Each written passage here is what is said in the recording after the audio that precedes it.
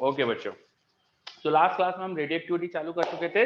उसमें alpha decay को थोड़ा सा डिटेल में समझ चुके थे अपन कि अल्फा डीके में एनर्जी डिस्ट्रीब्यूशन कैसे रहेगा डॉटर न्यूक्लियाई और अल्फा पार्टिकल के बीच में, और उनकी एनर्जीज देखकर अपन मास नंबर वगैरह काफी चीजें, मतलब अपन ने बहुत सारी इन्फॉर्मेशन देख ली थी। अब अपन आज बीटा डीके पे कॉन्सेंट्रेट करने वाले हैं, तो लेट्स स्टार्ट। तो आज अपन स्टार्ट करते हैं with beta decay. Beta decay जैसे मैंने पहले भी बताया था आपको, ये दो टाइप्स के होते हैं, beta minus and beta plus. Beta minus decay is very common. Beta minus decay होता है, दिखाई देता है नॉर्मली हमको। बीटा प्लस डीके थोड़ा रेयर है, थोड़ा कंपैरेटिवली रेयर है। स्टार्टिंग में जब हमें पता चला था रेडियो एक्टिव प्रोसेसेस के बारे में, तो हमें केवल अल्फा बीटा गामा पार्टिकल्स ही पता चले थे। अल्फा पार्टिकल हीलियम न्यूक्लियस होता है, बीटा पार्टिकल उस समय जो इलेक्ट्रॉन इमिट हो रहा था न्यूक्लियस में से, उसे बीटा पार्टिकल बोल दिया गया, और गामा पार्टिकल फोटोन होता है। तो शुरू में हमको बीटा डीके केवल एक ही पता था, बीटा माइनस डीके। इसलिए आज भी हम अगर जब भी किसी क्वेश्चन में अगर सिर्फ बीटा डीके बोलते हैं, तो नॉर्मली लोगों का मतलब बीटा माइनस डीके होता है। बीटा प्लस डीके को स्पेशली बीटा प्लस कह के ही बोला जाता है, ठीक है। बीटा माइनस डीके को कई बार सिर्फ बीटा डीके भी बोल देते हैं अपन, ठीक है, ये चीज ध्यान रखना है। अब बीटा माइनस डीके में होता क्या है, तो अनस्टेबल न्यूक्लियाई में से, फ्रॉम unstable nuclei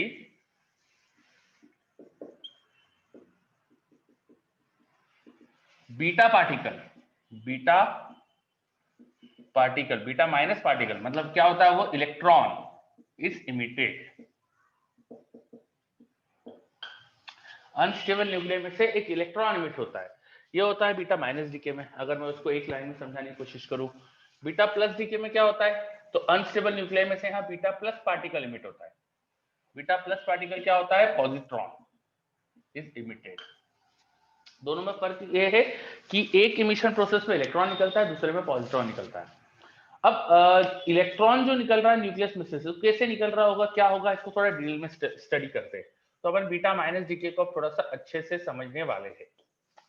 कोई न्यूक्लियाई मान लीजिए एक्स अनस्टेबल है ना, इसका एटॉमिक नंबर मान लीजिए जेड है, या मास नंबर सपोज ए है, अनस्टेबल था, और इसके अंदर है ना क्या हो रहा था कि न्यूट्रॉन ज्यादा है, न्यूट्रॉन ज्यादा आ गया इसके अंदर।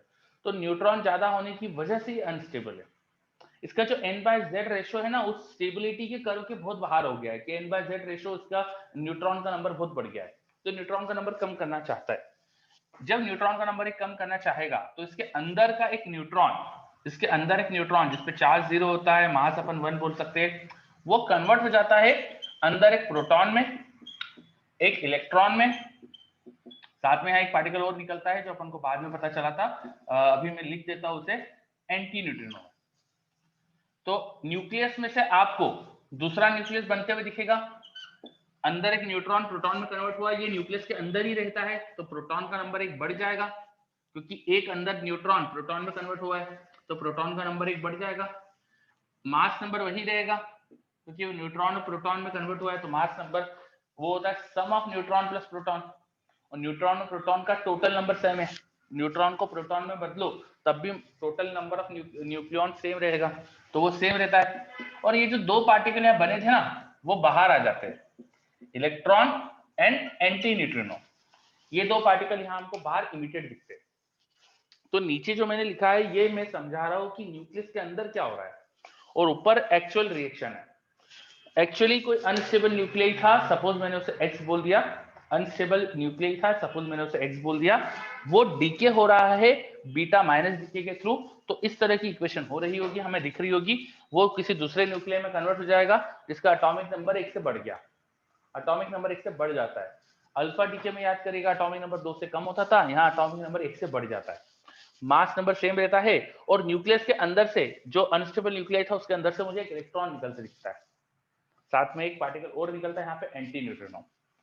ये होती है बीटा माइनस डीके की रिएक्शन, और उसको समझने के लिए मैंने अंदर क्या हो रहा है वो भी बता दिया, ठीक है। पर यह आपको अलग से ऐसा कोई रिएक्शन नहीं दिखाना है आपको, है ना, कि हमेशा नहीं दिखाना है, ये आपको समझाने के लिए मैंने बताया है।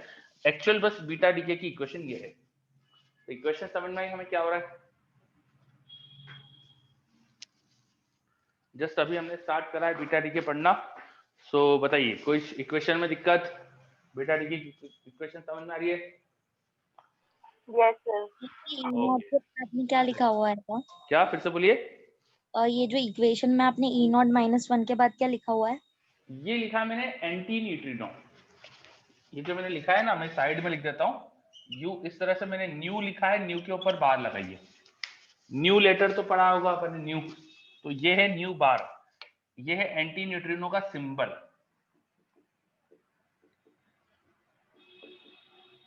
एंटी न्यूट्रिनो उसका सिंबल है। क्या होता है anti neutrino? It is a particle जो चार्जलेस है, जिसका चार्ज नहीं है, कोई चार्ज नहीं इसके ऊपर। This is a chargeless particle. इसका मास भी लगभग जीरो होता है। तो rest mass almost zero, rest mass is almost zero. तो एक ऐसा पार्टिकल है जिसका मास भी लगभग जीरो है, चार्ज भी नहीं है। ये शुरू में तो डिटेक्ट ही नहीं हुआ था। जब हमें पता चला था कि बीटा डीके होता है, ऐसा कुछ हमें समझ में आया था, तो शुरुआत में हमें मिला ही नहीं था ये पार्टिकल। ये तो बहुत बाद में यहाँ पे ऐड करा गया है। ये बाद में हमें समझ में आया कि इस रिएक्शन में पार्टिकल और इमिट हो रहा था। ठीक है, शुरू में तो हमने पहले यही दो पार्टिकल के साथ इक्वेशन लिखते थे, है ना। क्यों नहीं समझ में आया था और कैसे पहले क्यों नहीं दिखा? क्योंकि इसका कुछ मास ही नहीं था और चार्ज भी नहीं था, तो हमको डिटेक्ट ही नहीं हो रहा था। These are very hard to detect. वो क्या है? हाँ, क्या है सर वो? पार्टिकल है बेटा एक। These are hard to detect. जैसे न्यूट्रॉन एक पार्टिकल है, न्यूक्लियस के अंदर होता है, प्रोटॉन न्यूक्लियस के अंदर होता है। तो ये एक पार्टिकल है जो न्यूक्लियर रिएक्शन में इमिट हो रहा है। ये एक पार्टिकल है जो न्यूक्लियर रिएक्शन में इमिट हो रहा है। न्यूक्लियर रिएक्शंस में न्यूट्रिनो, एंटी न्यूट्रिनो और भी कई सारे पार्टिकल्स है जो इमिट हो सकते हैं। हमें सारी चीजें अभी अपन ने देखी नहीं है, हमको सारे पार्टिकल्स अभी पता नहीं है। धीरे धीरे आप फिजिक्स पढ़ते आएंगे, आपको चीजें पता चलती जाएगी। सो एक पार्टिकल है जो बहुत हार्ड होता है डिटेक्ट करने के लिए। आसानी से समझ नहीं आता कि डिटेक्ट निकल रहा था। क्यों समझ नहीं आ रहा था? क्योंकि उसका चार्ज ही नहीं होता है और मास भी लगभग जीरो ही है। तो ये डिटेक्ट कैसे हो भाई? मास हो तो किसी से टकराएगा, कुछ असर होगा इसका। चार्ज होगा तो फील्ड में डिफ्लेक्ट होगा, तो वो कुछ होता ही नहीं था इसका। तो बहुत हार्ड टू डिटेक्ट था ये। तो ये पार्टिकल है ना, हमको समझ ही नहीं आ रहा था निकलता है यहाँ से। वो तो क्या हुआ कि कुछ प्रॉब्लम्स हुई। हम पहले ये दो पार्टिकल ही निकल रहे थे, हम ऐसा मानते थे कि यहाँ पे केवल निकलता है डॉटर न्यूक्लियाई और इलेक्ट्रॉन, ऐसा मानते थे। ये तो बहुत बाद में हमें मिला, डिटेक्ट हुआ। चलिए, तो ये होती है बीटा माइनस डीके की इक्वेशन। अब ये जो एंटी न्यूट्रिनो है उसकी थोड़ी प्रॉपर्टी मैंने लिख दी है। अच्छा, ये एंटी न्यूट्रिनो के जैसा एक पार्टिकल और होता है न्यूट्रिनो। न्यूट्रिनो, न्यू, जिसको सिर्फ न्यू लिखते हैं। एक पार्टिकल और होता है हमारे पास न्यूट्रिनो, है ना। ये और ये एक दूसरे के एंटी पार्टिकल है। न्यूट्रिनो और antineutrino are antiparticle of each other. एक दूसरे के एंटी पार्टिकल। थोड़ा लार्ज लिख दो, यस, हाँ, बहुत ज्यादा बारीक लिख दिया था मैंने। तो ये दिखाई दे रहा है कि अच्छे से अभी? न्यूट्रिनो थोड़ा बड़ा कर देते हैं न्यूट्रिनो को।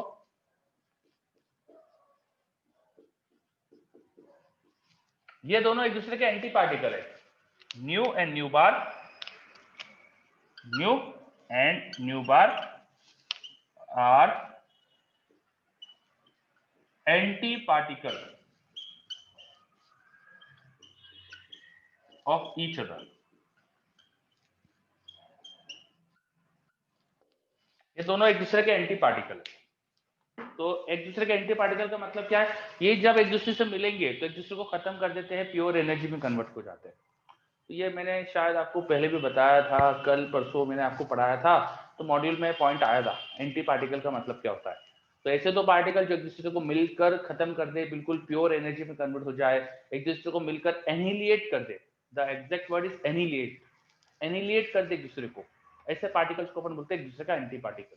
तो और एग्जांपल एंटी पार्टिकल का क्या होता है? ये दोनों इलेक्ट्रॉन और पॉजिट्रॉन, ये एक दूसरे के एंटी पार्टिकल है। इनको मिला दो ना तो ये दोनों एक दूसरे को खत्म कर देते हैं, प्योर एनर्जी बन जाती है, फोटॉन्स बन जाते हैं।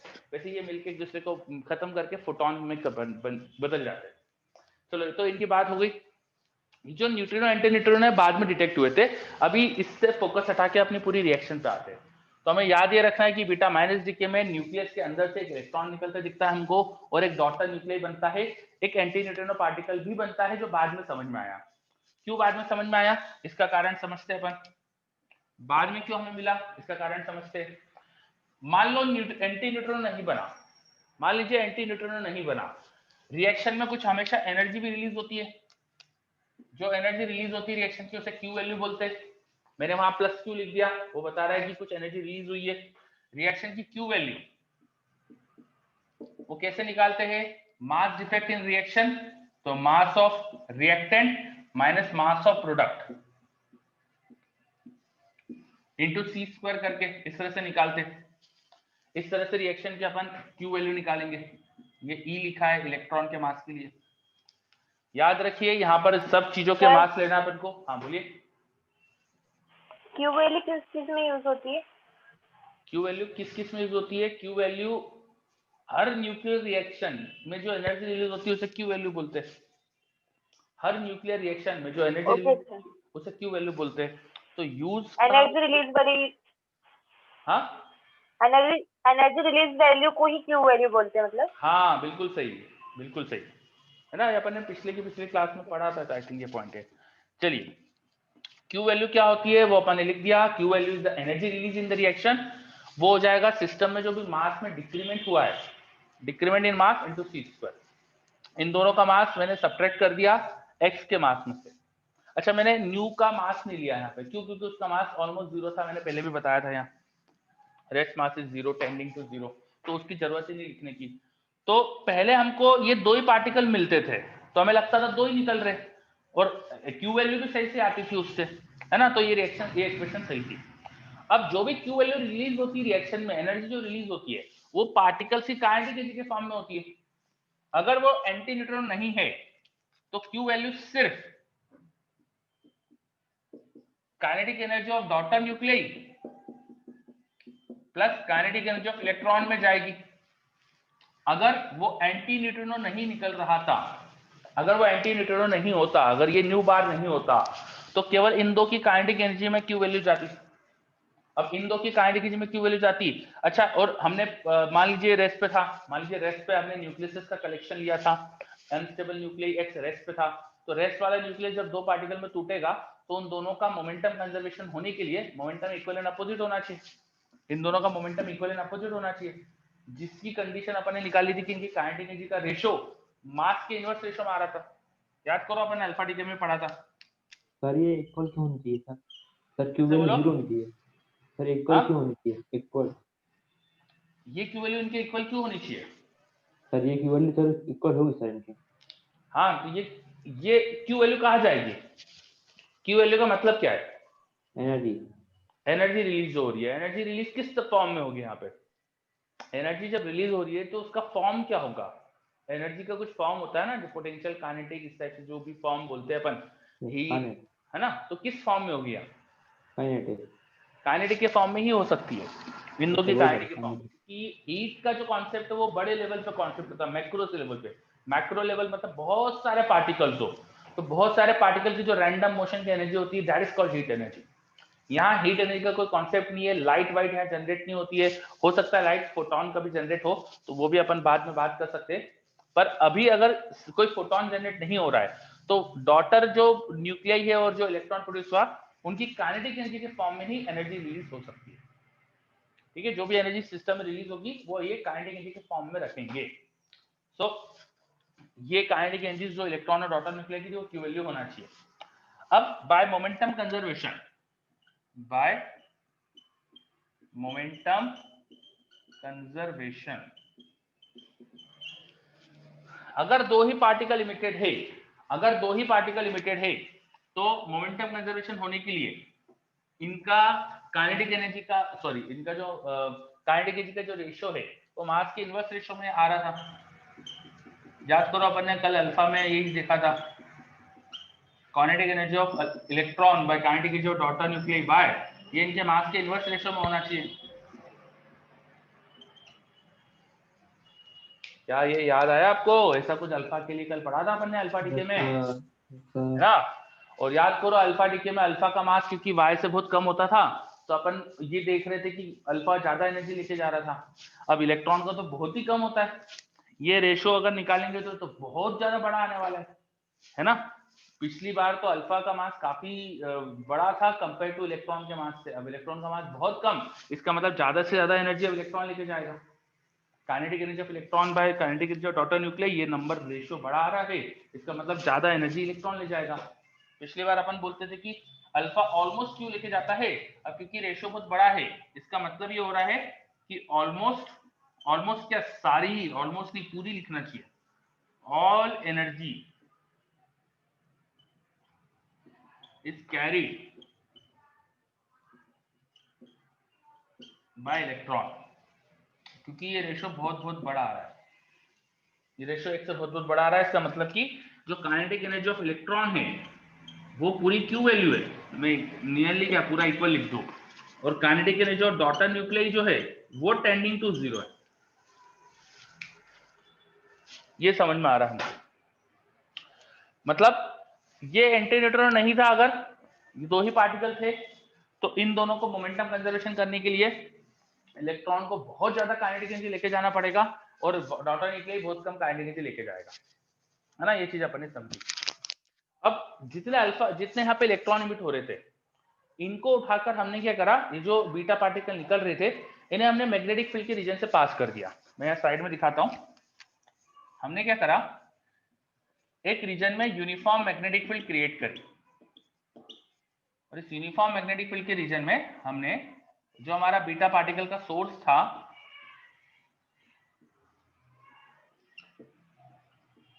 नीचे एक बॉक्स रखा मैंने, उस बॉक्स के अंदर है ना जो बीटा पार्टिकल जिससे इमिट हो रहे हैं वो वाले न्यूक्लियाई रखे हुए, तो यहाँ पे कुछ मटेरियल रखा हुआ है, न्यूक्लियाई रखे हुए, ऐसे न्यूक्लियाई रखे जिनसे बीटा पार्टिकल निकल रहे हैं। जो बीटा पार्टिकल निकलेंगे अब वो उस बॉक्स से बाहर आएंगे और बाहर मैग्नेटिक फील्ड है तो मैग्नेटिक फील्ड में पास हो जाएंगे। ये सपोज यहाँ से बीटा पार्टिकल निकल रहे हैं, अब बीटा पार्टिकल जब मैग्नेटिक फील्ड में जाएंगे तो ये इलेक्ट्रॉन है बी अंदर, वी क्रॉस बी इन पे लगेगा फोर्स, तो घूमेंगे, मैग्नेटिक फील्ड को बाहर की तरफ ले लेता हूँ, मेरे पास जगह इधर की तरफ है, मैग्नेटिक फील्ड डॉट दिखा देता हूं मैं, इस डॉट में अपन ने मैग्नेटिक फील्ड दिखाई है। अब जो इलेक्ट्रॉन निकल रहे हैं उन पे मैग्नेटिक फील्ड की वजह से फोर्स लगेगा तो वो सर्कुलर मोशन करेंगे, घूमेंगे, तो ये इलेक्ट्रॉन सर्कुलर मोशन करते हुए यहाँ पर आके कहीं टकराएंगे। ये बात समझ में आ रही है क्या?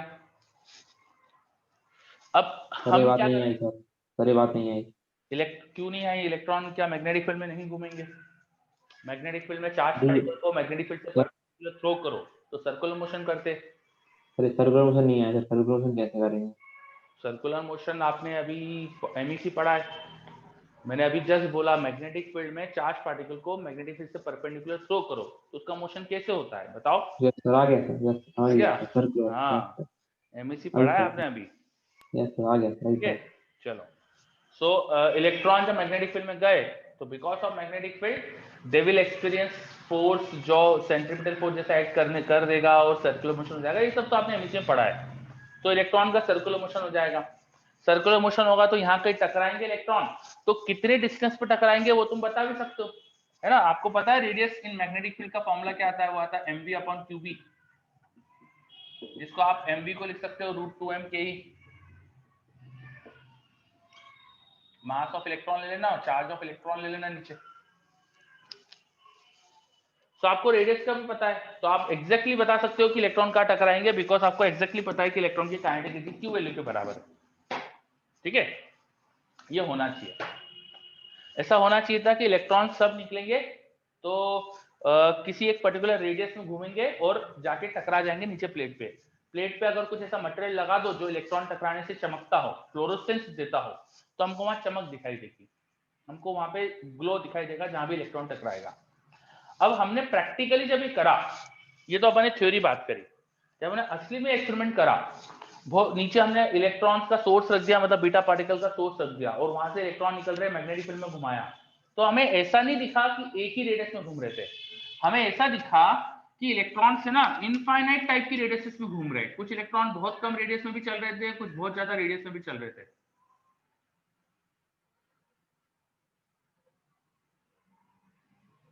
ऐसा कुछ दिखा हमको,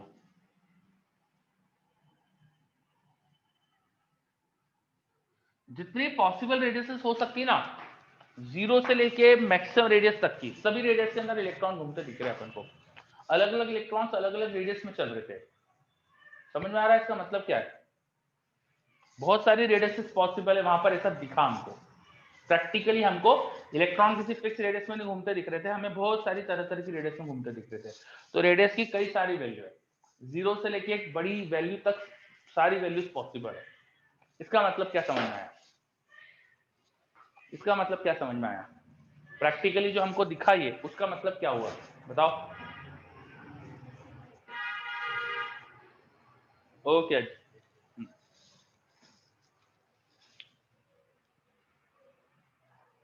बताइए, रेडियस की कई सारी वैल्यू जो पॉसिबल है, इसका मतलब क्या समझ में आया?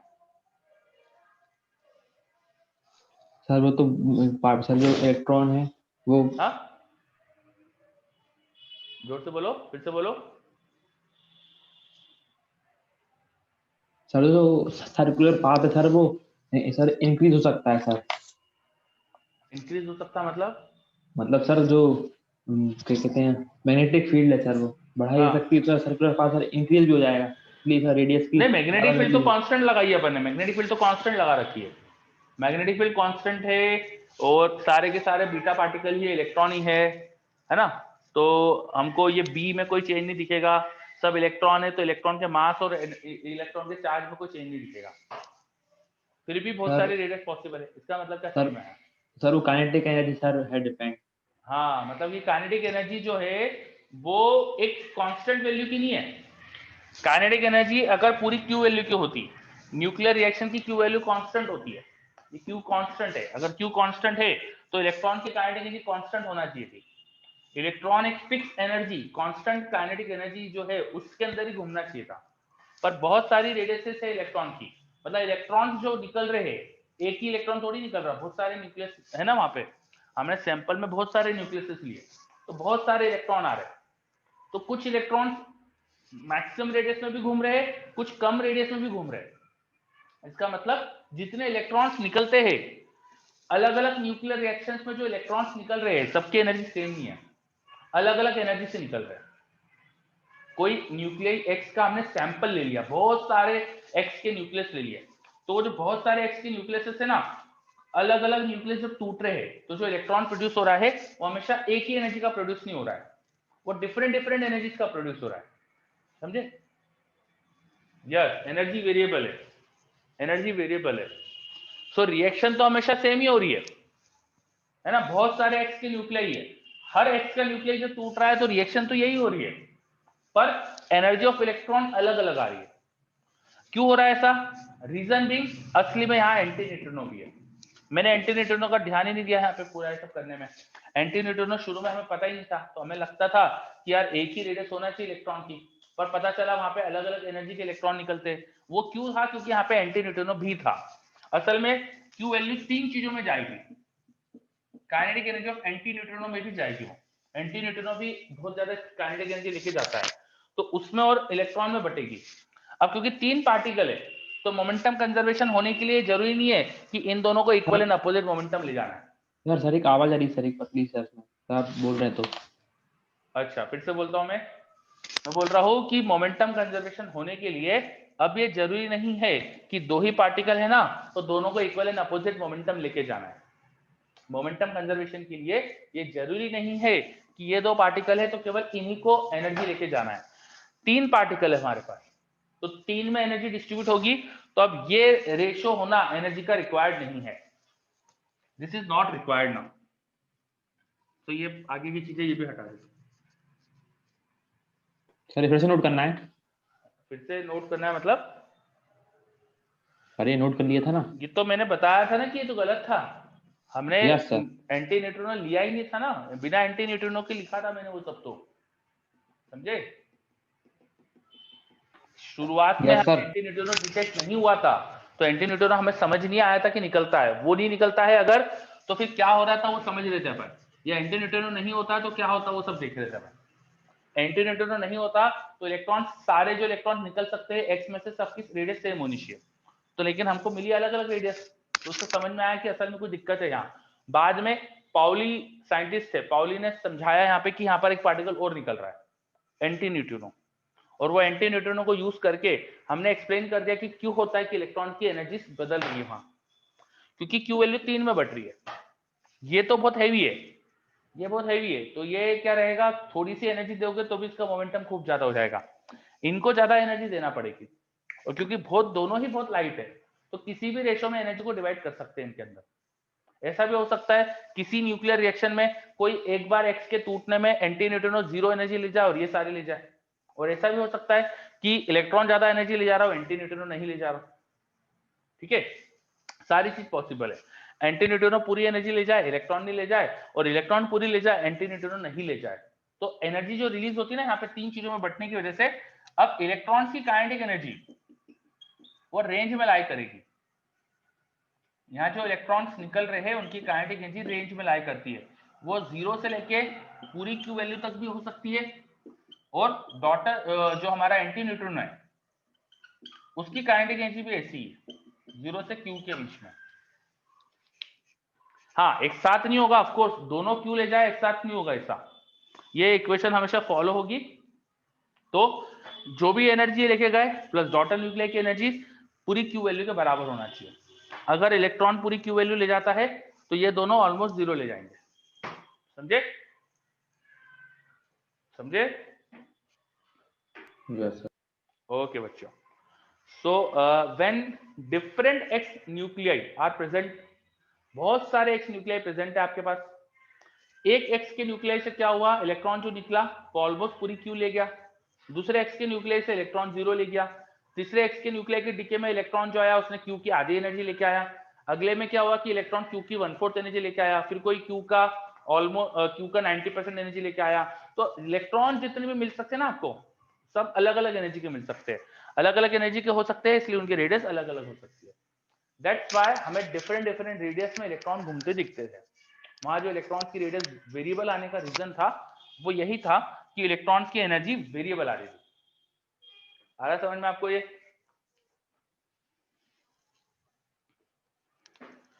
हमने शुरुआत में जब डिस्कस करा था अल्फा बीटा गामा की रेस की प्रॉपर्टीज के बारे में, तो हमने देखा था अल्फा पार्टिकल की जो एनर्जी स्पेक्ट्रम होता है वो डिस्क्रीट होता है। अल्फा पार्टिकल की कुछ सर्टन एनर्जीज पॉसिबल है, या तो पूरी क्यू वैल्यू ले जाते हैं या Q minus energy of gamma ले जाते हैं, ऐसा 2-3 टाइप की एनर्जी आती है उनकी। पर इलेक्ट्रॉन के केस में ऐसा नहीं था, उसकी एनर्जी स्पेक्ट्रम कंटिन्यूअस होता है। एनर्जी स्पेक्ट्रम कंटिन्यूअस का मतलब 0 से लेकर मैक्सिमम के बीच में कोई भी एनर्जी का इलेक्ट्रॉन मिल सकता है। A continuous range of energy is there जो इलेक्ट्रॉन पजेस कर सकता है। A continuous range of energy is there, yes, very good. चलिए, कोई भी और समस्या इसमें? सर चलो, तो अपन ने एंटी न्यूट्रिनो के साथ अब पूरा अच्छे से एक्सप्लेन कर दिया कि क्या हो रहा है यहाँ पे। तो ये अपन ने बीटा माइनस डीके समझा, अब मैं हटा रहा हूँ और बीटा प्लस डीके पे आते हैं अपन। बीटा प्लस डीके पे आते हैं अपन। सर लास्ट का नहीं हुआ सर, लास्ट का फिर से बोलो। सर, लास्ट का भी नहीं हुआ है सर। हाँ, लास्ट नोट का करो सर थोड़ा जल्दी सा। से, नोट करो जल्दी से करो।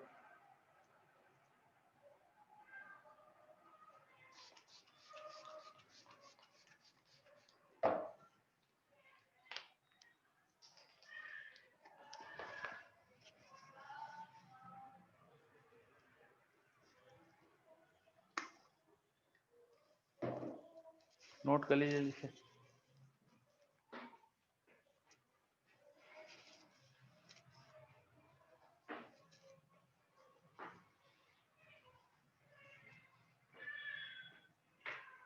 Done, okay, very good. हटा दूं? यस बीटा, सर। हाँ, बीटा माइनस डीके देखा अपन ने, अब स्टार्ट करेंगे beta plus decay. Now we will learn beta plus decay. Beta plus decay में क्या होता है, कोई न्यूक्लियाई में से बीटा प्लस पार्टिकल मतलब पॉजिट्रॉन निकलता है। अंदर एक्चुअली क्या होता है, न्यूक्लियस के अंदर एक प्रोटॉन कन्वर्ट हो जाता है न्यूट्रॉन में, साथ में पॉजिट्रॉन बनता है, प्लस यहाँ पे न्यूट्रिनो निकलता है। This is the reaction. यहाँ पे न्यूक्लियाई का एटॉमिक नंबर 1 से कम हो जाएगा। This is the reaction in beta plus decay. This is the reaction in beta plus decay. एक अनस्टेबल न्यूक्लियाई है जिसका एटॉमिक नंबर सपोज Z था और मास नंबर सपोज 8 था। ये अनस्टेबल न्यूक्लियाई किसी दूसरे न्यूक्लियाई में कन्वर्ट हो गया जिसका एटॉमिक नंबर 1 से कम हो गया, 1 से रिड्यूस हो गया एटॉमिक नंबर। साथ में अंदर से एक पॉजिट्रॉन निकल गया, न्यूक्लियस के अंदर से एक पॉजिट्रॉन आ गया और एक पार्टिकल और इमिट होता है, यहाँ पे न्यूट्रिनो इमिट होता है आपकी बात, इस बार न्यूट्रिनो इमिट होता है। जब अपन ने बीटा माइनस डीके देखा था उसमें इमिट हो रहा था antineutrino, beta plus decay में क्या इमिट होता है, न्यूट्रिनो। तो न्यूक्लियस के अंदर क्या रिएक्शन हो रही है ये देख रहे हैं अपन यहाँ पे। ये न्यूक्लियस के अंदर रिएक्शन हो रही है बच्चों, proton is converting into neutron. इस न्यूक्लियस के अंदर प्रोटॉन का नंबर ज्यादा है, प्रोटॉन का नंबर ज्यादा है। ये जो अपना n/z रेशियो का स्टेबिलिटी का रीजन है उसके बाहर है न्यूक्लियस के, इसमें प्रोटॉन का नंबर ज्यादा है, तो वो चाहता है स्टेबल होने के लिए प्रोटॉन का नंबर कम करना। तो प्रोटॉन का नंबर कम होने के लिए अंदर क्या होता है, प्रोटॉन अपने आप न्यूट्रॉन में कन्वर्ट हो जाता है, साथ में एक पॉजिट्रॉन बनता है, यहाँ पे मुझे E+ लिखना चाहिए, पॉजिट्रॉन बनता है, इसमें चार्ज था +1 तो ये अपना +1 चार्ज उस पॉजिट्रॉन को देके बाहर भेज देता है और ये साथ में हमेशा न्यूट्रिनो भी बनता है।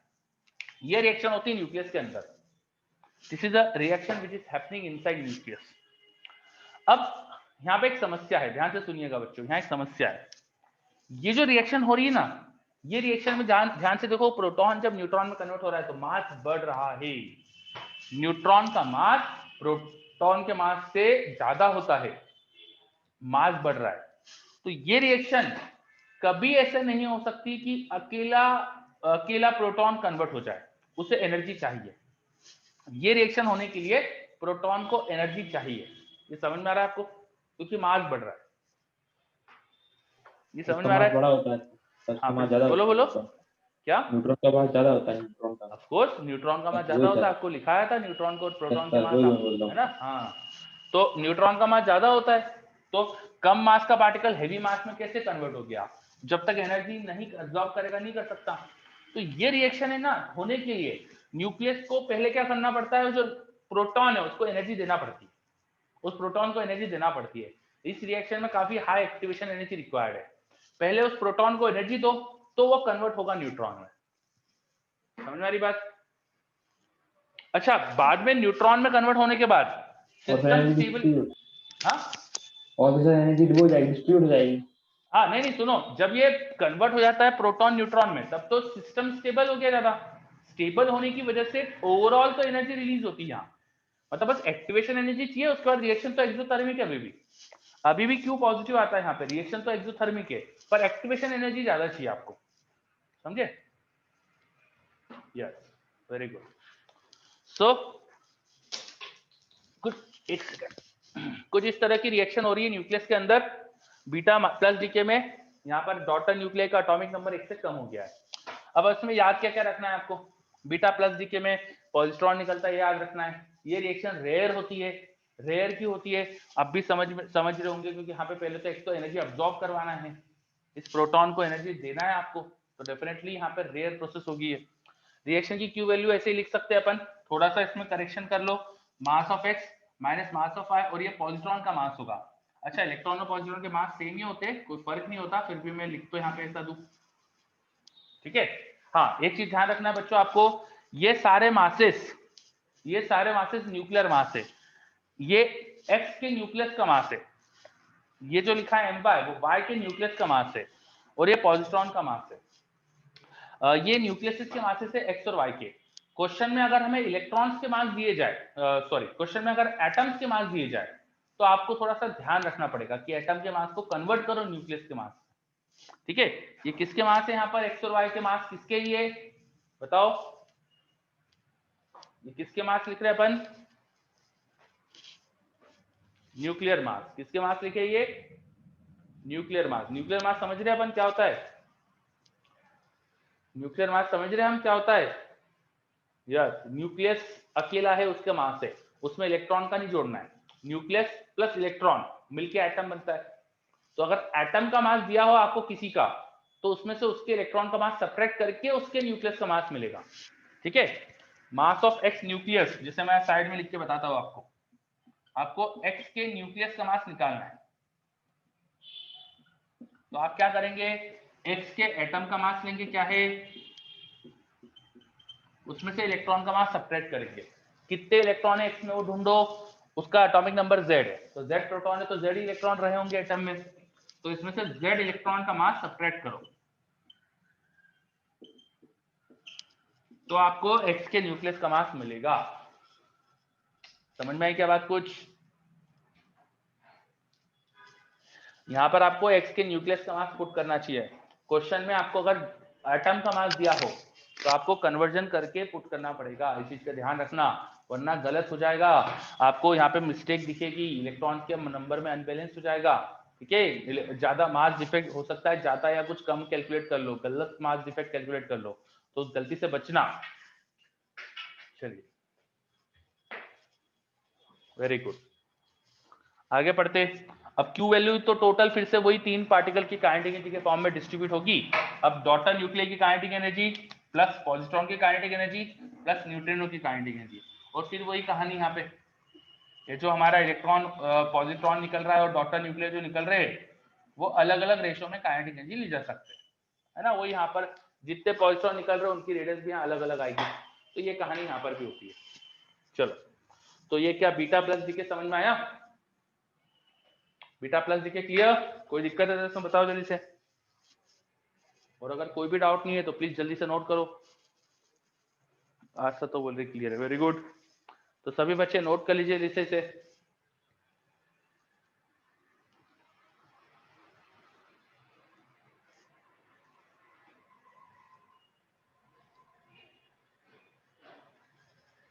एक छोटी सी चीज और लिख देता हूँ जब तक आप नोट कर रहे हो।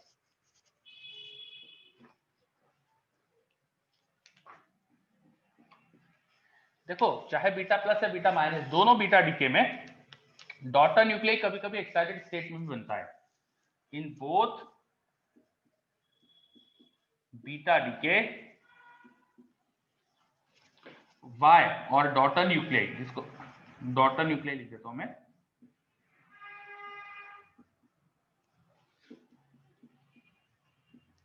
Y can be generated in excited state.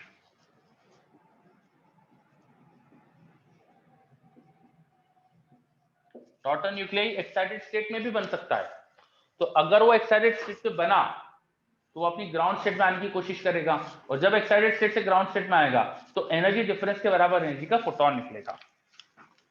तब हमेशा ये रिएक्शन हो सकती है कि Y जो एक्साइटेड स्टेट में है वो वापस आए अपनी ग्राउंड स्टेट में, और साथ में बनाए यहाँ पे फोटोन, साथ में बनाए यहाँ पे फोटोन। ठीक है, ये अल्फा में भी पढ़ा था अपन ने और बीटा में भी पढ़ा, और ये पहले ही अपन बता चुके थे, पहले ही आपको बता चुका था कि गामा डीके अलग से नहीं होता है, गामा डीके अल्फा और बीटा के बाद होता है। अल्फा डीके के साथ गामा डीके भी हो सकता है, बीटा डीके के साथ भी गामा डीके हो सकता है। ये डॉटर न्यूक्लियर हो सकता है कि एक्साइटेड स्टेट में जनरेट हो और ग्राउंड स्टेट में आए तो फोटोन भी निकले, तो यहाँ पे आपको फोटोन भी मिल सकता है। क्लियर? और फोटोन को एनर्जी कहां से मिलेगी? जो Q वैल्यू है ना वो फोटोन को भी मिल जाएगी। तो ये जो रिएक्शन, ये जो इक्वेशन लिखी ना, ये थोड़ी सी करेक्ट हो जाएगी। फिर उसमें अपन लिख देंगे energy of Y plus energy of positron plus energy of neutrino plus energy of gamma. ये Q वैल्यू में ही एनर्जी ऑफ गामा भी यहाँ ऐड होगी, जो टोटल रिएक्शन में एनर्जी रिलीज हो रही है उसका एक हिस्सा गामा लेके जाएगा। समझे? ऐसा अपन ने अल्फा में भी देखा था, याद करिए, अल्फा एमिशन में भी ऐसे ही लिखा था। चलिए, सर वो क्या लिखा है न्यूक्लियर के बाद? डॉटर न्यूक्लियर Y, ये तो दिख रहा होगा ना। अच्छा, वो उसमें थोड़ा फेड हो गया, ठीक है ठीक है। Daughter nuclear Y can be generated in excited state. चलिए नोट कर लीजिए इसे। तो एक्चुअली हमने गामा डीके कैसा होता है वो अपन देखते ही जा रहे बार पर, है ना। गामा डीके हमको समझ में आ रहा है कि कब प्रोड्यूस होगा।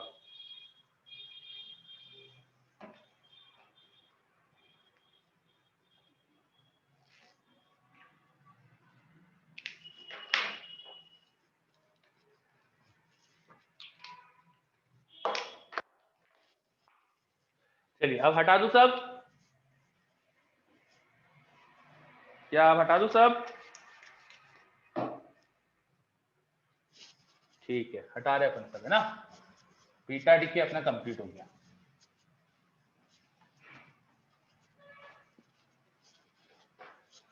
अब हमें बीटा डीके के बाद देखना है के कैप्चर। नेक्स्ट चीज हमको देखनी है के कैप्चर।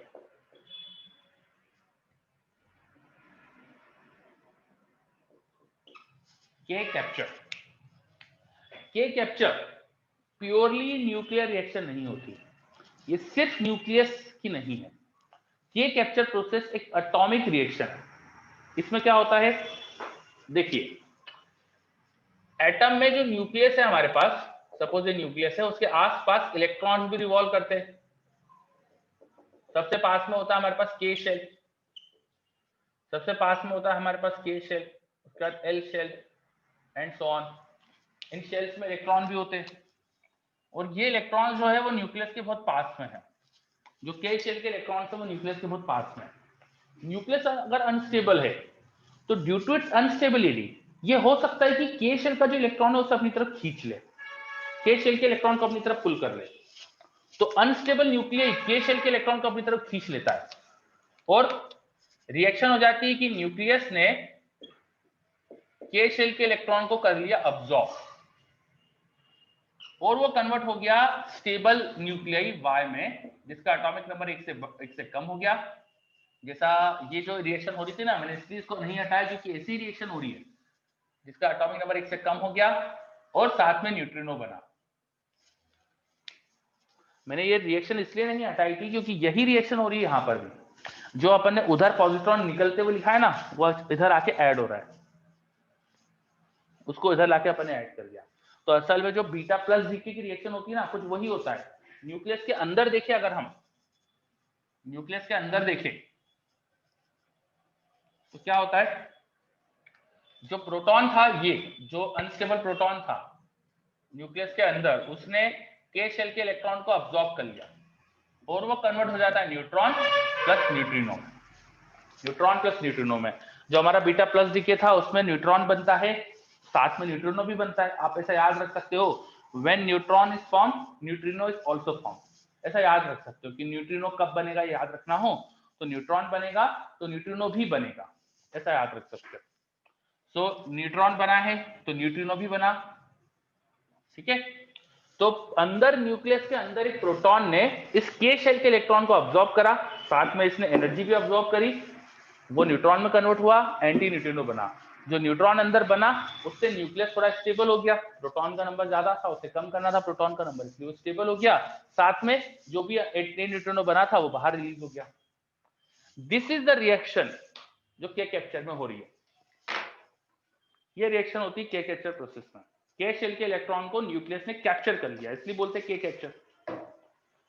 अब ये भी बहुत रेयर होती है, बहुत रेयर होती है, क्योंकि इसमें भी देखो जो प्रोटॉन इलेक्ट्रॉन अब्सॉर्ब कर रहा है स्टिल मास कम रहेगा। न्यूट्रॉन का जो मास होता है वो तो इनके मास के सम से भी ज्यादा होता है, तो इसे एनर्जी भी देना पड़ती है, न्यूक्लियस इसे भी एनर्जी प्रोवाइड करता है। तो ये भी एक अनस्टेबल, ये भी बहुत रेयर प्रोसेस है। बहुत कम ऐसे हमें न्यूक्लियस दिखते हैं जिसमें के कैप्चर होता है। तो ये शुरुआत में ये भी डिस्कवर नहीं हुई थी। कॉमन जो न्यूक्लियर रिएक्शन होती है alpha decay, beta minus decay और गामा तो होता ही, आप जानती है। तो ये तीन कॉमन होती थी, K capture and beta plus decay, दोनों रेयर होती है। क्लियर हो रहा है सबको?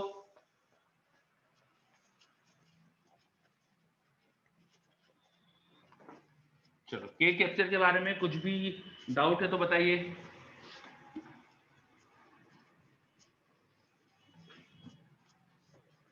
के कैप्चर के बारे में कुछ भी डाउट हो तो पूछिए।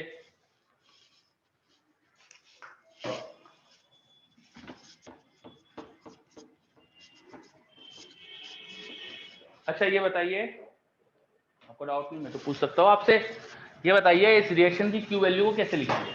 रिएक्शन की क्यू वैल्यू को कैसे लिखेंगे बताइए? Q value of the reaction किस तरह से लिखेंगे बताइए? यस लोग, आपने पूछा और मैंने भी वही चीज पूछ ली। रिएक्शन की क्यू वैल्यू कैसे लिखेंगे? वो हो जाएगा mass of x plus mass of ये जो इलेक्ट्रॉन है चारों minus mass of daughter nuclei जो बना Y, और एंटी न्यूट्रिनो तो मासलेस होता है ना, उसका मास तो लगभग 0 ही होता है, तो उसका मास लिखने का कोई जरूरत नहीं है, उसका मास 0 जैसे ही होता है, तो उसका मास नहीं लिख रहा मैं, ठीक है। इंटू सी स्क्वायर कर दो, ये आ जाएगी रिएक्शन, ये आ जाएगी इक्वेशन फॉर क्यूएल। इस तरह से क्यूएल निकाल सकते हो। अगेन याद रखना है आपको कि एक्स और वाई का जो मासेस यहाँ पे लेना है वो न्यूक्लियर मास लेना है, this should be nuclear mass, x और वाई के जो मास है वो न्यूक्लियर मास होना चाहिए, ठीक है, इसका ध्यान रखना, तो क्यू वैल्यू मिल जाएगी। यहाँ पर भी डॉटर न्यूक्लियर जो होता है एक्साइटेड स्टेट में आ सकता है, फोटोन बन सकता है, वो तो यहाँ पर भी हो सकता है ना, गामा फोटोन यहाँ पर भी रिलीज हो सकता है when daughter nuclear forms in excited state. क्या क्लियर हो रहा है?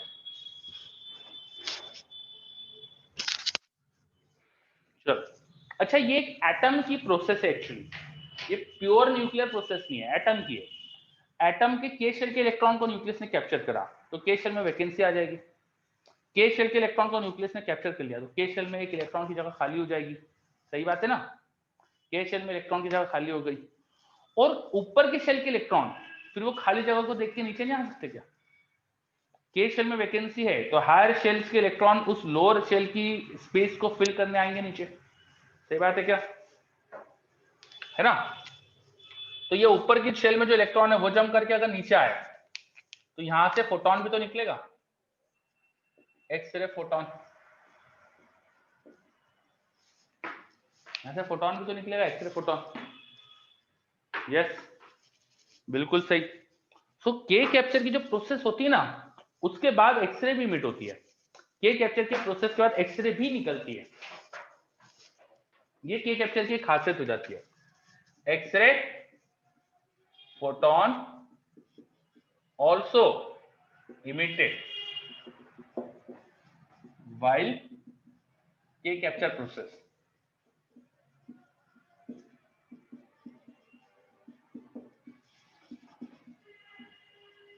K कैप्चर की प्रोसेस होने के बाद एक्सरे फोटोन भी निकलते हैं, तो ये इसकी एक खासियत हो जाती है कि क्या कैप्चर हुआ तो एक के शेल में वैकेंसी हो गई, वो के शेल की वैकेंसी भरने के लिए ऊपर के इलेक्ट्रॉन नीचे आए तो एनर्जी डिफरेंस के बराबर एनर्जी के फोटोन बने, ठीक है।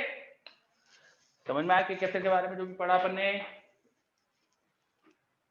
Yes very good.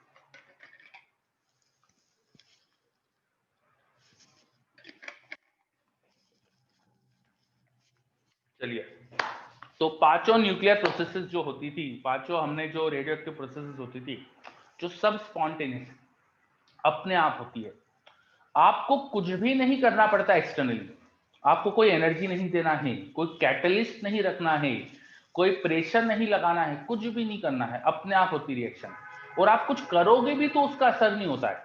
ये टेम्परेचर रिएक्शन की खासियत है कि आप कोई कैटलिस्ट रख दो, आप सोचो किसी को रखने से क्या ये ज्यादा तेजी से होगी, नहीं, आप सोचो कि किसी टेम्परेचर वगैरह बढ़ा देने से या हीट बढ़ा देने से या प्रेशर बढ़ा देने से ज्यादा तेजी से होगी, नो। ये न्यूक्लियर रिएक्शन जो हो रही है ना रेडियो एक्टिविटी की, इनकी सबसे बड़ी खासियत है कि ये किसी कैटलिस्ट पे डिपेंड नहीं करती, अपने आप हो रही है और किसी से कोई असर ही नहीं होता इन पर, ये इनकी बहुत बड़ी खासियत है। ये जो पांचों न्यूक्लियर रिएक्शन हो रही है, पांचों न्यूक्लियर रिएक्शन में एक अनस्टेबल न्यूक्लियर किसी दूसरे मोर स्टेबल न्यूक्लियस में कन्वर्ट हो रहा है, ये जो प्रोसेस हो रही है ये प्योरली न्यूक्लियस पर डिपेंड कर रही है किस रेट से होगी, इसका रेट किसी भी तरीके से किसी और चीज पे डिपेंड नहीं कर रहा है, जो न्यूक्लियस था उस पर डिपेंड करता है, बस समझ में आ रहा है। Yes, तो sir. हाँ, अब हम मतलब बेसिक्स थोड़ा देख चुके हैं न्यूक्लियर रिएक्शंस का इनका, अब अपन थोड़े से नेक्स्ट पार्ट की तरफ बढ़ते हैं। मैंने बताया था कि इस न्यूक्लियर फिजिक्स को अपन 3 पार्ट में पढ़ सकते हैं। फर्स्ट पार्ट अपन ने न्यूक्लियर का बेसिक देख लिया, बाइंडिंग एनर्जी वगैरह देख ली। सेकेंड पार्ट में अपन ने ये अल्फा बीटा गामा की प्रॉपर्टीज वगैरह देख ली थी, इन डीके प्रोसेस में क्या होता है थोड़ा अच्छे से समझ लिया। अब अपन तीसरे पार्ट की तरफ बढ़ रहे हैं, which is about radioactive decay process rate क्या होता है इसका, रिएक्शन किस रेट से होती है, ठीक है, इस चीज की तरफ बढ़ रहे हैं अपन। और ये शायद केमिस्ट्री में पढ़ा है आपने, तो अपन को अच्छा लगेगा, आसान लगेगा, आप क्योंकि केमिस्ट्री में पढ़ चुके हैं तो रिपीट होगा, ठीक है। तो अब लिख लीजिए कॉपी में आप, नेक्स्ट चीज radioactive decay law, radioactive decay law, radioactive decay law 18वीं में लिखिए रेडियो एक्टिव डीके लॉ। देखिए, the process of radio activity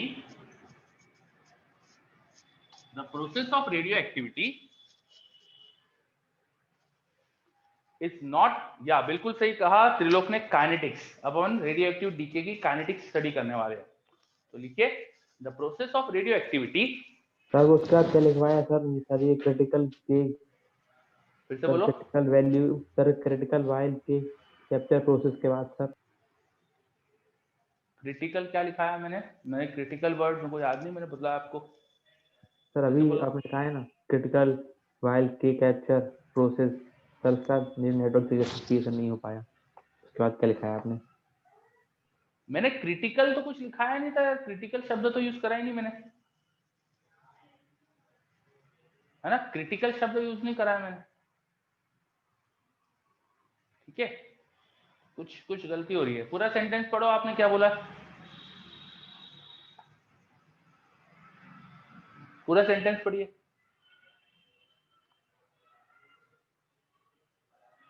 पूरा सेंटेंस पढ़िए, मैं सुन रहा हूं, बोलिए।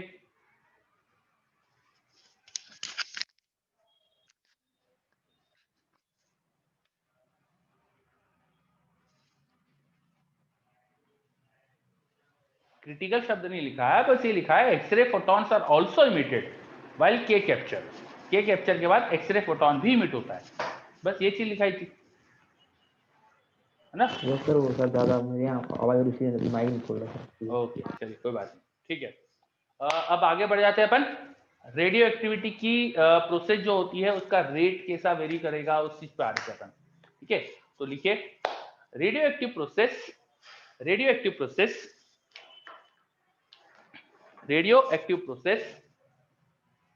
does not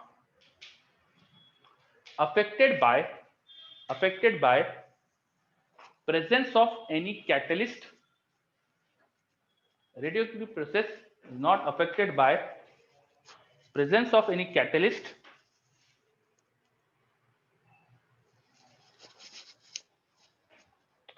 pressure,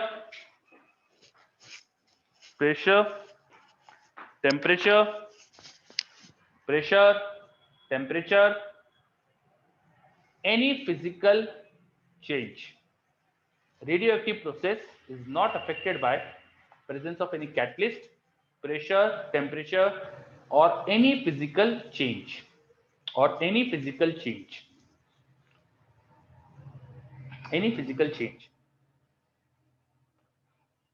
आगे लिखिए, we cannot comment when a radioactive nuclei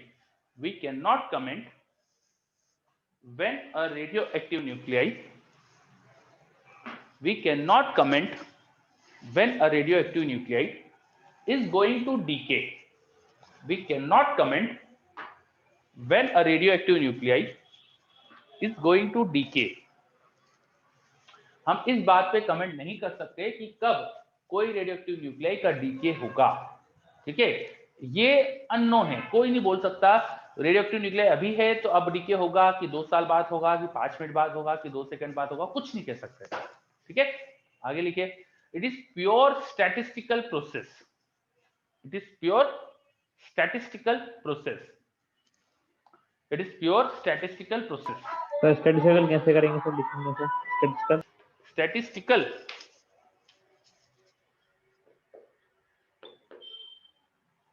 statistical मैं भी थोड़ा सा वो हो गया था। Statistical, STATISTICL, statistical process. Yes sir. ठीक है, it is a pure statistical process. कोई भी रेडियोएक्टिव न्यूक्लियाई कब डीके होगा हम कुछ नहीं बता सकते, प्योरली डिपेंड करता है स्टैटिस्टिक्स पे, मतलब कि हो सकता है डीके, हो सकता है ना हो, हम कुछ नहीं कह सकते। लेकिन एक चीज कंफर्म है हमेशा, लिखिए, but the probability of a nuclei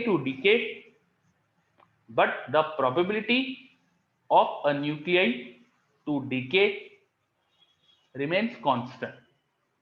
But the probability of a nuclei to decay remain constant. अब हम ये बता नहीं सकते कि कब डीके होगा, तो हर समय हम इक्वल प्रोबेबल बोल सकते हैं डीके होना। भाई मैं ये नहीं बोल सकता कब डीके होगा, तो मैं ये बोल सकता हूँ ना कि हर समय उसकी डीके की प्रोबेबिलिटी इक्वल है। भाई अभी हो सकता है डीके, हो सकता है ना हो, है ना। तो एवरी टाइम उसके डीके होने की probability is constant. Her nucleus के डीके होने की प्रोबेबिलिटी कांस्टेंट है किसी भी समय पे। देखो जब तक वो एक्टिव है, जब तक वो डीके नहीं हुआ है, तब तक उसके डीके होने के चांस इक्वल है। अब बहुत सारे न्यूक्लियस ले लिया अगर अपन ने, मेरे पास बहुत सारे न्यूक्लियस प्रेजेंट है, खूब सारे न्यूक्लियस मैंने इकट्ठा करे, हर एक न्यूक्लियस की डीके होने की प्रोबेबिलिटी इक्वल है। जितने ज्यादा न्यूक्लियस ले लूंगा उतने ज्यादा फिर अभी डीके हो रहे होंगे। भाई हर एक के टूटने की इक्वल प्रोबेबिलिटी है, और मैंने ज्यादा न्यूक्लियस इकट्ठा कर लिए तो उतनी ज्यादा प्रोबेबिलिटी होगी ना कि अभी कोई न्यूक्लियस टूट रहा होगा। बताओ, मेरे पास बहुत बड़ा सैंपल है न्यूक्लियस का, तो इसमें से कितने न्यूक्लियस टूटे, वो नंबर ऑफ न्यूक्लियस ज्यादा है तो उनके प्रोपोर्शनल होना चाहिए, उन पे डिपेंड करना चाहिए। ज्यादा न्यूक्लियस प्रेजेंट थे तो ज्यादा न्यूक्लियस टूटते हुए दिखना चाहिए मुझे, क्योंकि हर न्यूक्लियस के टूटने की प्रोबेबिलिटी इक्वल थी। समझ में आ रहा है क्या? यस बच्चे यस रिप्लाई कर रहे हैं, वेरी गुड। सो लिखिए इसी चीज को आगे लिखते हैं, लिखो when we have a sample of large number of radioactive nuclei, when we have a sample of large number of radioactive nuclei, when we have a sample of large number of radioactive nuclei, it is more probable, या रुको ऐसा लिखो, when we have a sample of a large number of radioactive nuclei, more nuclei will be going in decay process, more nuclei will be going in decay process, more nuclei will be going in decay process due to large number of nuclei present, due to large number of nuclei present, due to large number of nuclei present। चलो, तो हमने लिखा जब हमारे पास बहुत बड़ा एक sample इकट्ठा हो रेडियोएक्टिव न्यूक्लियाई का, तो उस सैंपल में कुछ न्यूक्लियाई टूट रहे होंगे, जितने ज्यादा न्यूक्लियस होंगे उतने ज्यादा हमको प्रोबेबल दिख रहा होगा टूटना। इसीलिए किसी समय कितने न्यूक्लियस टूट रहे हैं, कितने न्यूक्लियस का डीके हो रहा है, ये प्रोपोर्शनल हो जाएगा नंबर ऑफ न्यूक्लियाई प्रेजेंट कितने से। ठीक है, तो अभी जो अपन ने बोला उसको मैथमेटिकल वर्ड में लेके आ रहा हूं मैं, है ना, उसको मैं मैथमेटिकली लिखने वाला हूं, देखिएगा ध्यान से। suppose we have n nuclei and radioactive nuclei,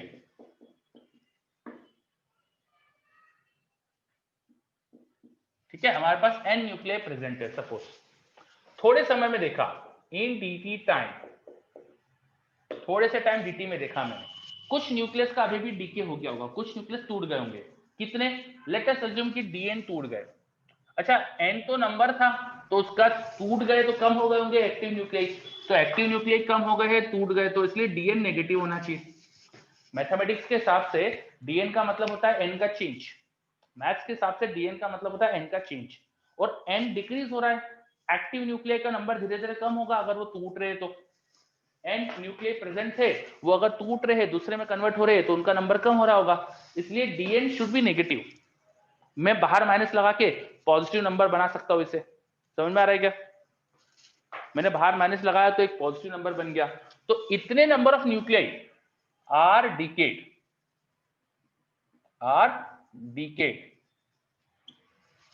हमने माना कि हमारे पास n रेडियोएक्टिव न्यूक्लियाई थे, उसमें से अभी अभी dt टाइम में देखा तो dn minus dn number of nuclei का डीके हो गया। तो हम डिफाइन करते हैं रेट ऑफ डीके, या इसे हम एक्टिविटी भी बोलते हैं, S minus dn by dt, minus dn by dt। आपने केमिस्ट्री में काइनेटिक्स अगर पढ़ा होगा तो रेट ऑफ रिएक्शन पढ़ाते हैं वहां पे, तो रेट ऑफ रिएक्शन जो पढ़ाते हैं वही चीज है। एक्टिविटी, न्यूक्लियर डीके की एक्टिविटी या न्यूक्लियर डीके का रिएक्शन का रेट, तो रेट ऑफ डीके एक्टिविटी उसे हम माइनस dn बाई dt लिख सकते हैं। अब ये डीके का जो रेट होना चाहिए वो प्रोपोर्शनल होना चाहिए न्यूक्लियर के नंबर के, क्योंकि जितने ज्यादा न्यूक्लियस उतने ज्यादा अभी टूट रहे होंगे क्योंकि हर एक के टूटने की प्रोबेबिलिटी इक्वल थी. So this should be proportional to number of active nuclei present. This should be proportional to number of active nuclei present. So activity is proportional to number of nuclei present. क्या है, समझ में आया? क्या है, समझ में आया? Yes. बताइए जल्दी से. Yeah, very good. अब हाँ, थोड़ा सा मैं एक्टिविटी के बारे में साइड में लिख देता हूँ. -dn/dt जिसे हमने एक्टिविटी कहा, इसका मतलब क्या है? नंबर ऑफ न्यूक्लियर कितने टूटे हैं. तो इसे किस यूनिट में मेजर करेंगे? इसका यूनिट क्या होगा मेजरमेंट का, बताओ. इसका यूनिट क्या होना चाहिए मेजरमेंट का? dn -dn was the number of nuclei, dt was time, तो nuclei per second. Yes, sir. है ना? This should be measured in nuclei per second.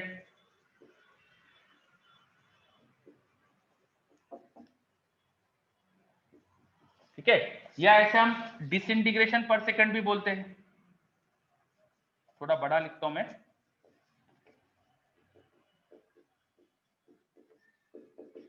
Disintegration पर सेकंड, इसमें भी मेजर करते हैं, जिसको शॉर्ट में डिसइंटीग्रेशन पर सेकंड को अपन डीपीएस बोल देते हैं. डीपीएस, डी स्मॉल लिखा जाता है डीपीएस में. डीपीएस मतलब डिसइंटीग्रेशन पर सेकंड, इसमें मेजर करा जाता है. अब एसआई में तो इसका यूनिट यही है, डिसइंटीग्रेशन पर सेकंड. इसको कन्वेंशनली और भी यूनिट्स बना रखी थी अपन ने. एसआई में 1 डिसइंटीग्रेशन पर सेकंड को बैकवैरल को ऑनर देने के लिए अपन 1 बैकवैरल भी बोलते हैं. 1 डिसइंटीग्रेशन पर सेकंड इज 1 बैकवैरल. क्या मैं सही बता रहा हूं? आपने केमिस्ट्री में पढ़ा हुआ है ना ये. 1 डिसइंटीग्रेशन पर सेकंड इज कॉल्ड 1 बैकवैरल, जिसको बीक्यू लिखते हैं शॉर्ट में. अच्छा, और क्या यूनिट पढ़ी है? क्यूरी होती है सर. हाँ, क्यूरी होती है. Very good. क्यूरी, क्यूरी का और इसका रिलेशन क्या होता है डीपीएस का या बैकवैरल का? 1 Curie equals to 3.7 into 10 to the power something होता है. हाँ, सही सही कह रहे हो, पर वो समथिंग भी तो याद होना चाहिए. 10 होता है शायद. हाँ, मुझे ऐसा याद है 10 है ना, मुझे ऐसा याद है, पर मैं 100% श्योर नहीं हूँ, तो इसलिए मैं एक काम कर रहा हूँ, मैं आप पे छोड़ रहा हूँ. उसका सर ये रिलेशन आप खुद ढूंढ के लिखना.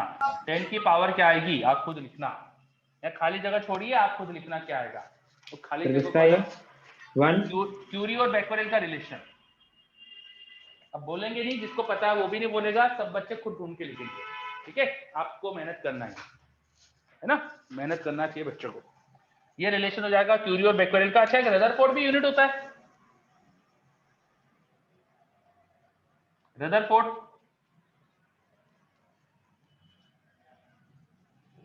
होता है कि नहीं होता है? अरे रदरफोर्ड यूनिट होता है. 3.7 into 10 to the power 10. अरे रदरफोर्ड, ये यहाँ का नंबर नहीं बताना आपको, मैं रदरफोर्ड और इसका रिलेशन पूछ रहा हूँ. रदरफोर्ड और बैकवैरल का क्या रिलेशन होता है? पहली चीज तो रदरफोर्ड यूनिट होता है कि नहीं?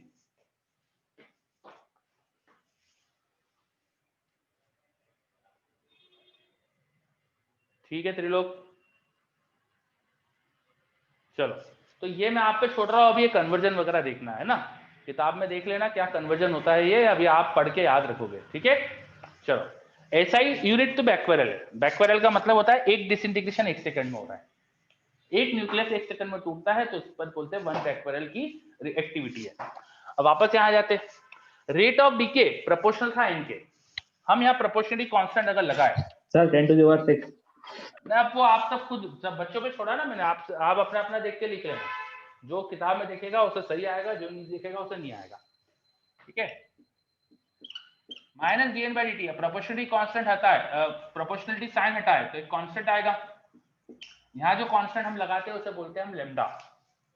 लेम्डा को हम बोलते हैं रेट कांस्टेंट. अगर केमिस्ट्री वाइज देखे, काइनेटिक्स वाइज देखे, रेट कांस्टेंट.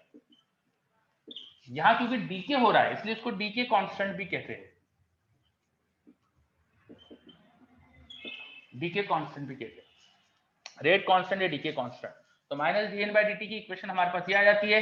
एक काम करते हैं, इस इक्वेशन को थोड़ा अच्छे से लिखा. -dn/n is equal to lambda dt, दोनों साइड इंटीग्रेट कर दिया, दोनों साइड इंटीग्रेट कर दिया। टाइम वेरी कर रहा है 0 से t टाइम तक। मान लीजिए n की वैल्यू वेरी कर रही है, कुछ इनिशियली n0 न्यूक्लियाई थे, बाद में n हो गए, ऐसा मान लेते हैं। ये नंबर ऑफ न्यूक्लियाई का वेरिएशन बता रहा है इक्वेशन, और ये टाइम बता रहा है। दोनों साइड इंटीग्रेट कर सकते हैं, तो इंटीग्रेट कर लेते हैं। अब तो शायद इंटीग्रेशन पढ़ चुके होंगे सब, है ना? Yes, sir. यस तो मैं क्यों मैथ सिखाऊं आपको? आपको अब मैं क्या सिखाऊंगा? मैथ आप तो पढ़ चुके हो ना, मैथ बहुत ज्यादा सीख गए होंगे अब तक, तो बहुत सारी चीजें पढ़ा दी होगी आपको अब तक Power तो। minus lambda. वेरी गुड, तो मैं डायरेक्ट लिख देता हूँ। तो यहाँ इंटीग्रेट कर कुरा के सब लिमिट विट पुट करके सॉल्व करके ये इक्वेशन आ जाएगी, n equal to n0 e की power minus lambda t. So nuclei का नंबर टाइम के साथ इस इक्वेशन के हिसाब से वेरी कर रहा है। n0 क्या माना है मैंने? शुरू के न्यूक्लियाई का नंबर, 0 टाइम पे कितने न्यूक्लियस थे, और अब ये इक्वेशन आ गई किस रेट से कम हो रहे, किस तरीके से कम हो रहे। तो इसका ग्राफ भी बना सकते हैं हम, and that is the number of nuclei present. उसको हम टाइम के साथ देखें तो रिड्यूस होते जा रहे, एक्सपोनेंशियली डिक्रीजिंग जैसा ग्राफ दिखेगा, ऐसा इस तरह का हमारे पास ग्राफ आ जाता है।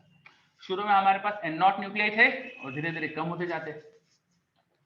कोई पूछे आधे कब हो जाएंगे, हाफ कितनी देर में हो जाएंगे? तो आधे न्यूक्लियस का नंबर होने के लिए जो टाइम लगता है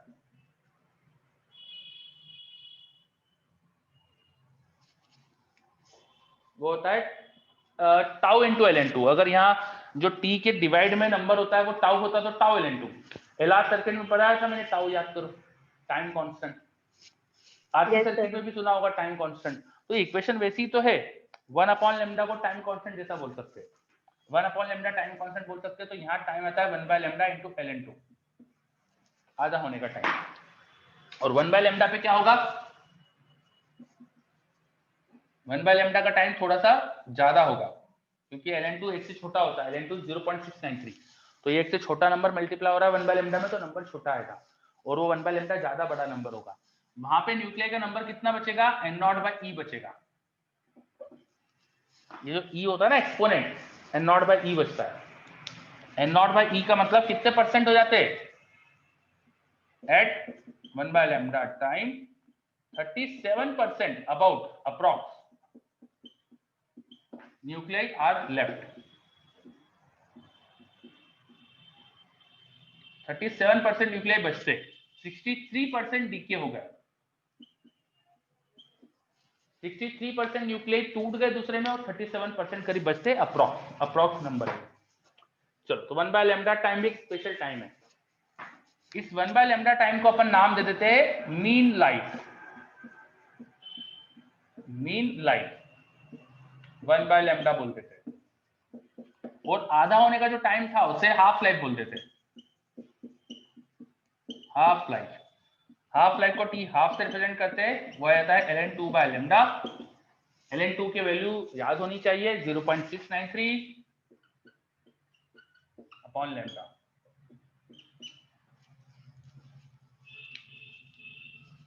समझ में आ रही चीजें? क्या ये सब समझ में आ रहा है? Yes, sir. ओके, सो हमने देखा न्यूक्लियाई का नंबर टाइम के साथ किस तरह से वेरी कर रहा है, उसकी हमने इक्वेशन निकाली। न्यूक्लियाई का नंबर, एक्टिव न्यूक्लियाई का नंबर टाइम के साथ कैसे बदलेगा उसकी हमने इक्वेशन निकाल ली। इस इक्वेशन के हिसाब से फिर हमने ग्राफ बनाया। अगर मैं शुरू में n0 न्यूक्लियस लेके बैठा था, धीरे धीरे न्यूक्लियस का नंबर कम होते जाएगा, कम होते जा रहा है, कम होते जा रहा है, एक्टिव न्यूक्लियाई कम बच रहे, और उसका ग्राफ बना लिया। कुछ समय में न्यूक्लियस का नंबर हाफ हो जाता है, कितने समय में आधा होता है उसे बोलते हैं हाफ लाइफ। वो हाफ लाइफ का फॉर्मूला आ गया ln2 लेमडा। हाफ लाइफ किस पे डिपेंड करती है? जो हमारा डीके कांस्टेंट होता है ना लेमडा, उस पे डिपेंड करती है। मीन लाइफ 1 लेमडा को अपन ने मीन लाइफ बोल दिया। क्यों कहा, थोड़ी देर में समझ जाएंगे अपन, वेट करिए। हाफ लाइफ समझ लीजिए क्या है, ठीक है। अच्छा, कितने न्यूक्लियस बचे हैं ये उसका नंबर है, बचे हुए का।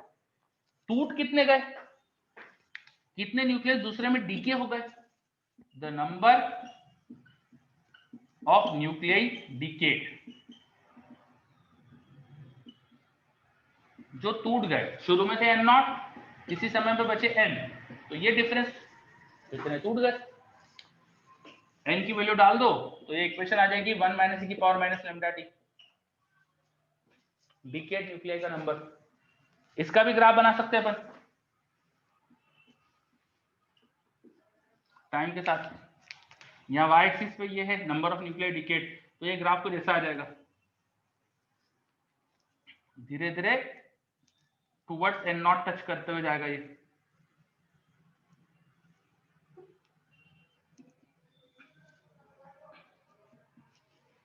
एन नॉट की तरफ जाएगा धीरे धीरे। समझ में आ रही चीजें?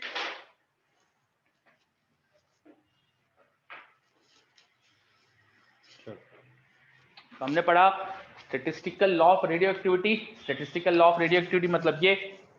अच्छा, ये लॉ किन दो साइंटिस्ट ने दिया था? केमिस्ट्री पढ़ा है आपने तो पता होगा शायद, या आपने कहीं पढ़ा होगा बुक वगैरह में। ये जो minus d n by d t proportional होता है एन के, या अपन minus d n by d t को लेमडा लिख देते, ये किन साइंटिस्ट ने बताया था? बताइए। यस, बिल्कुल सही। किसने दिया आंसर? ये मेरे पास त्रिलोक का आंसर आया। Very good Trilok. त्रिलोक सिर्फ एक नाम नहीं है, दो लोग थे।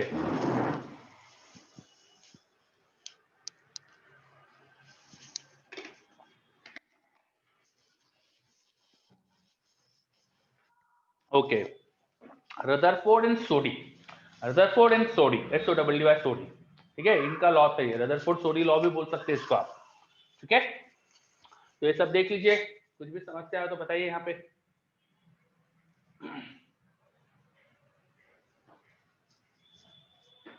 चलो, आई थिंक सब क्लियर होगा ये, तो आगे बढ़ते। नोट हो गया? हटा दूं? सर ग्राफ साइड नहीं हुआ है नोट। हाँ चलो, मैं शुरू का पोर्शन यहाँ पे हटा रहा हूँ।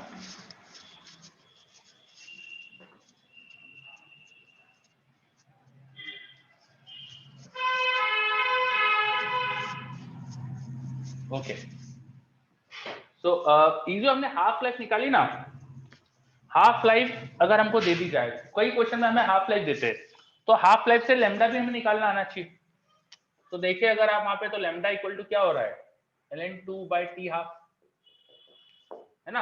और ये लेमडा उठा के रख दो ये इक्वेशन की, तो हम लिख सकते हैं n equal to n0 e की power minus lambda t. Lambda को लिख सकता हूँ ln2/t हाफ इंटू टी हो जाएगा। ये जो इक्वेशन बनी इसे आगे सॉल्व करो तो हमारे पास इक्वेशन कन्वर्ट हो जाती है n/n0 equal to half to the power t/t half, इसमें कन्वर्ट हो जाती है n/n0 इक्वल टू हाफ की पावर t/t हाफ। तो कई बार क्वेश्चन में हमें ना हाफ लाइफ दी जाती है, हाफ लाइफ पता हो तो ये इक्वेशन लगाना थोड़ा आसान हो जाता है। कितने टाइम में न्यूक्लियस का नंबर क्या हो जाएगा? शुरू के न्यूक्लियस दे दिए, n0 दे दिए, और किसी समय बाद पूछ लिए कितने न्यूक्लियस है और टाइम दे दिया, तो ये इक्वेशन लगा के थोड़ा सा हम जल्दी कर सकते हैं। खासकर जब time multiple of half life दिया हो। टाइम अगर मान लीजिए हाफ लाइफ का कुछ मल्टीपल दिया, मान लीजिए हाफ लाइफ की 4 सेकेंड, और बोला है 16 सेकेंड बाद कितने न्यूक्लियस बचे। हाफ लाइफ सपोज 4 सेकेंड है और 16 सेकेंड बाद कितने न्यूक्लियस बचे, तो 16 सेकेंड 4 सेकेंड का 4 टाइम है, तो ये रेशो 4 होने वाला है। रेशो 4 होगा तो अपन देखेंगे 1/2 की पावर 4 बन जाएगा, 2 की पावर 4 16 हो जाएगा, तो हमें n दिखेगा n0/16, तब आसान हो जाएगी चीजें। तो जब हमको हाफ लाइफ का मल्टीपल टाइम में कुछ पूछा तो ये इक्वेशन थोड़ा आसान चीजें दे देती है अपन को। समझ में आ रही बात? यस। अच्छा, इससे अपन को एक और चीज समझ में आ रही है कि एक हाफ लाइफ बाद t को अगर t हाफ रखेंगे तो न्यूक्लियस का नंबर आधा हो जाएगा। 2 हाफ लाइफ बाद देखेंगे तो n/n0 1/2 की पावर 2 आएगा। 3 के बाद n/n0 1/2 की पावर 3 आ जाएगा। n हाफ लाइफ बाद न्यूक्लियस का नंबर जो बचा वो क्या हो जाएगा? हाफ की पावर n आ जाएगा। आफ्टर n हाफ लाइफ, मैं लिख देता हूं यहाँ पे, आफ्टर स्मॉल n सपोज एक इंटीजर है, या m ले लेता हूं मैं ना, आप कंफ्यूज नहीं हो जाओ, n कई जगह ले चुका हूं तो m ले लिया मैंने। After m which is an integer half life, n कितना बचेगा? n0/2 की पावर m बचेगा। कितने न्यूक्लियस बचे? इतने बचे। समझ में आ रहा है? वेरी गुड, ठीक है। फिर मैंने आपको ये बोला था कि ये जो मीन लाइफ 1/λ होती है, ये क्यों होती है बताऊंगा मैं, है ना। तो अपन मीन लाइफ क्या होती है थोड़ा अच्छे से लिखते हैं और से प्रूव करते हैं कि 1/λ आएगी। तो मैं आगे के थोड़ा स्पेस बना रहा हूं।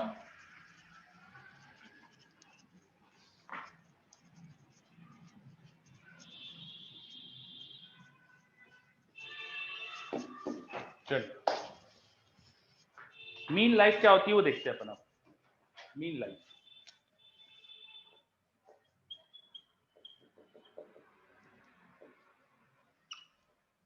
मीन लाइफ रेडियो एक्टिविटी की प्रोसेस की वजह से न्यूक्लियस डीके हो रहे हैं। कुछ न्यूक्लियस डीके हो गए, अगर डीके हो गए तो टूट गए, दूसरे में कन्वर्ट हो गए, वो खत्म हो गए, एक तरह से डेड हो गए। उनकी जिंदगी उतनी है जितनी समय तक प्रेजेंट है। मान लो 0 टाइम पर एन नॉट न्यूक्लियाई थे, लेट t इक्वल टू 0 पर एन नॉट न्यूक्लियस थे, ठीक है।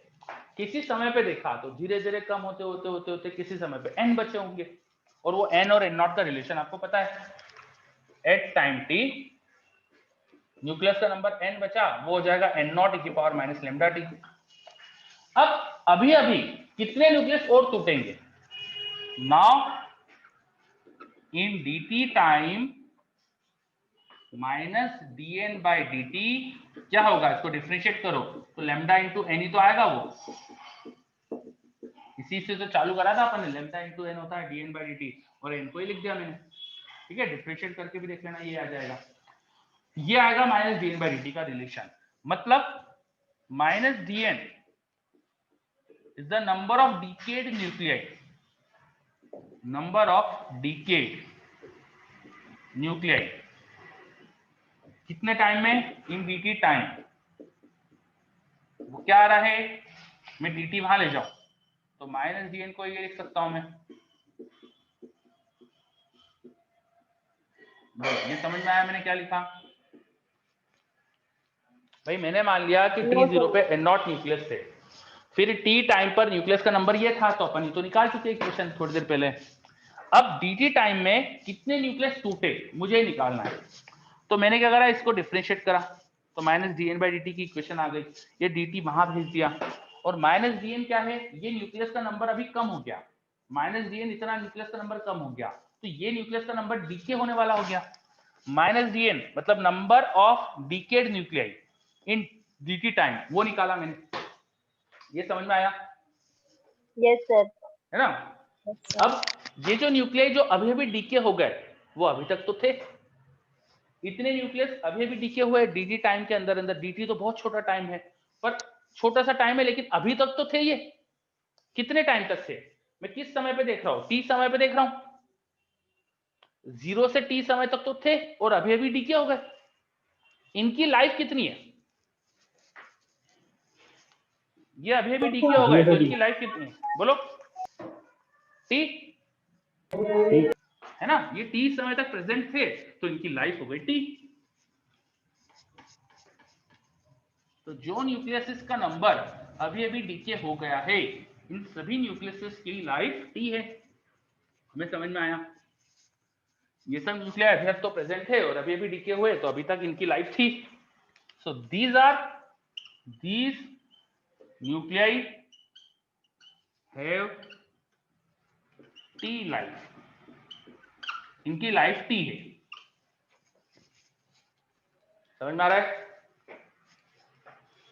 चलो बस, और खुशी बोल रही है इनका एवरेज निकाल सकते हैं, वही तो कर रहे हैं अपन।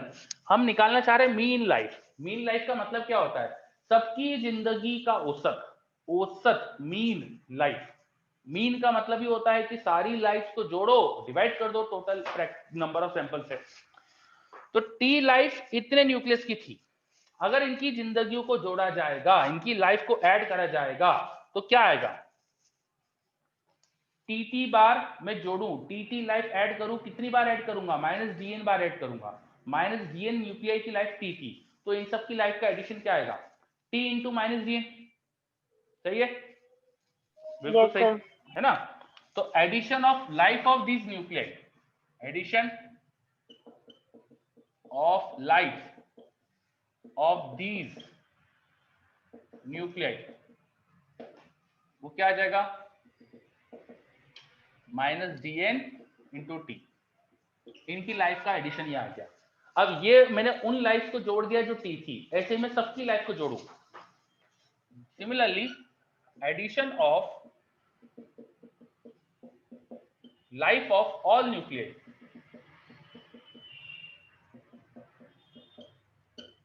अब इसमें वेरी कौन कर रहा है, t की वैल्यू 0 से इन्फिनिटी तक कुछ भी हो सकती है, तो मैं इंटीग्रेट कर दूंगा।